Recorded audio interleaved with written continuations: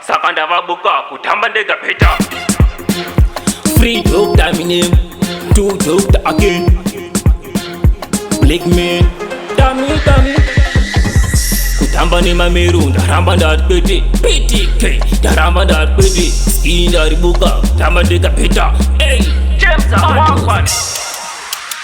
takatamba nawo tikashanda nawo ndichiti vanhu kwavo vanhu vechimero vane pfungwa dzemakero wasiye vakadaro semazuva ano ndave kutamba ndega handite tiri nawo ndave kuita ndega nyange zvandakaya ndave kuita ndega handichatambe nawo ndave kutamba ndega zvemazuva ano ndave kutamba ndega kunyange zvandakaya ndave kuita ndega handite tiri nawo ndave kuita ndega handichatambe nawo ndave kutamba ndega handilinge navo vesema under age nyange vari ndeni ndovabharira mukechi hatisi mh vekwangu vanoziva ndapinda pastage koma ndinobata kuti ndakanyanya panike mukanya ndomira pamamunya kusvika vari sori ende ndakawadzvanya zuva rega rega vanoshanda inini Watamanya mshini. zvemazuva ano ndave kutamba ndega handite tiri nawo ndave kuita ndega nyange zvandakaya ndave kuita ndega handichatambe nawo ndave kutamba ndega zvemazuva ano ndave kutamba ndega kunyange zvandakaya ndave kuita ndega handite tiri nawo ndave kuita ndega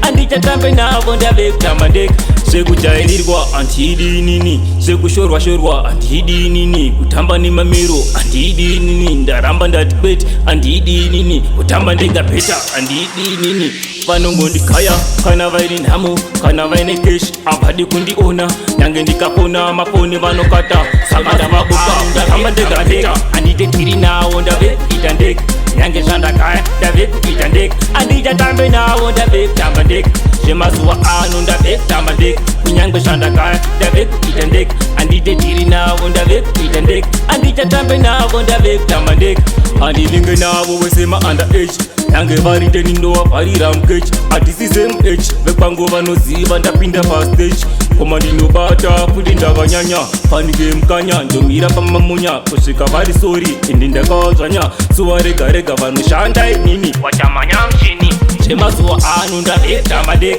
handite tiri nawo ndave kuita ndega nyange zvandakaya ndave kuita ndega handichatambe nawo ndave kutamba ndega zvemazuva ano ndave kutamba ndega kunyange zvandakaya ndave kuita ndega handite tiri nawo ndave kuita ndega handichatambe nawo ndave kutamba ndega zvekujairirwa handidi inini zvekushorwa shorwa handidi inini kutamba nemamero handidi inini ndaramba ndati kwete handidi inini kutamba ndegapeta handidi inini Vanongondikaya kana vaine nhamo kana vaine keshi havadi kundiona nyange ndikapona mafoni vanokata.